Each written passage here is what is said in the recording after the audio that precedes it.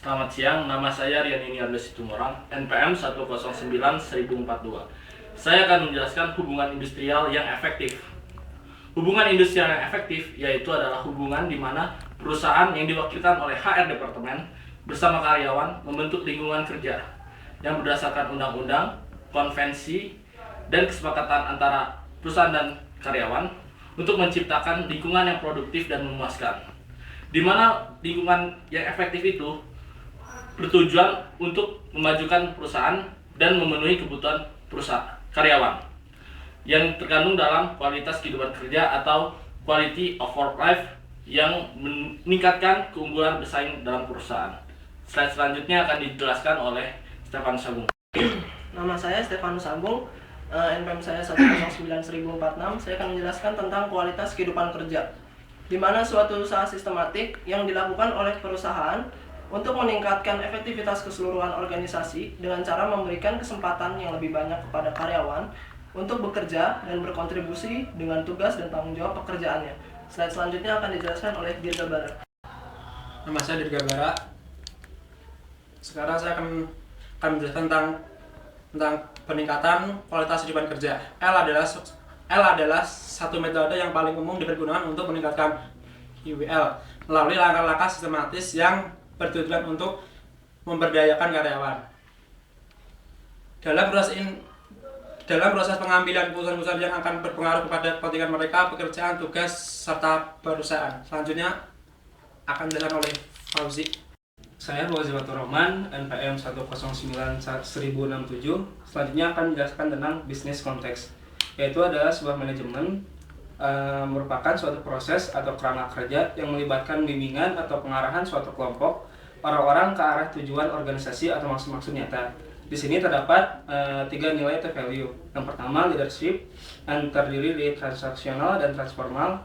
Yang kedua individual ability, dan yang ketiga adalah organizational capability. Dan selanjutnya akan dijelaskan oleh Saudara Aloysius.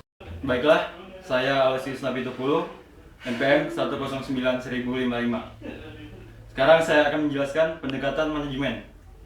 Terdiri dari 4 bagian. 1. Pendekatan operasional. 2. Pendekatan perilaku manusia. Yang ketiga, pendekatan emososial. Yang keempat, pendekatan sistem-sistem. Selanjutnya adalah proses pencapaian tujuan terdiri dari beberapa bagian. Yang pertama, menentukan tujuan. Yang kedua, bagaimana cara mencapai tujuan.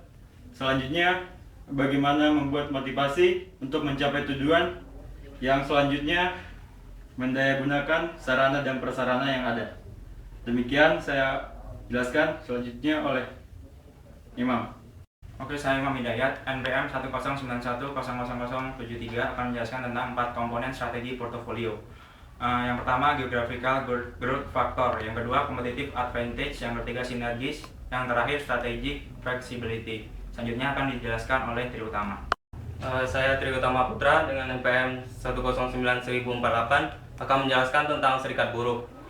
Serikat buruh yaitu suatu organisasi karyawan atau pegawai yang mempergunakan collective action sebagai sarana dalam memperjuangkan kepentingan anggotanya berkaitan dengan permasalahan penggajian dan kondisi kerja, yaitu terdapat pada Konvensi ILO nomor 87, Konvensi ILO nomor 98, dan pasal 106 ayat 1 Undang-Undang nomor 13 tahun 2003. Selanjutnya akan dijelaskan oleh Khairul Fadli. Baiklah, saya akan menjelaskan yang terakhir, yaitu nama saya Khairul Fadli, NPM 109100075. Yang akan saya jelaskan yaitu pelaksanaan HI, komunikasi, penyediaan sistem dan media komunikasi atau lateral maupun horizontal sehingga seluruh karyawan dapat mengikuti dinamika dan berkontribusi dalam pengembangan organisasi. Yang selanjutnya yaitu konseling, diskusi antara manajemen dan karyawan individual untuk mencari pemecahan dan atau masalah yang berkaitan langsung dengan kinerja maupun masalah yang secara tidak langsung akan berpengaruh pada kinerja karyawan. Dan yang terakhir yaitu penerapan disiplin. Manajemen action yang bertujuan untuk mendorong dan mengarahkan kembali perilaku atau kinerja karyawan agar selaras serta sesuai dengan ketentuan standar yang telah disepakati. Baiklah, itulah presentasi dari kelompok kami. Sekian, terima kasih.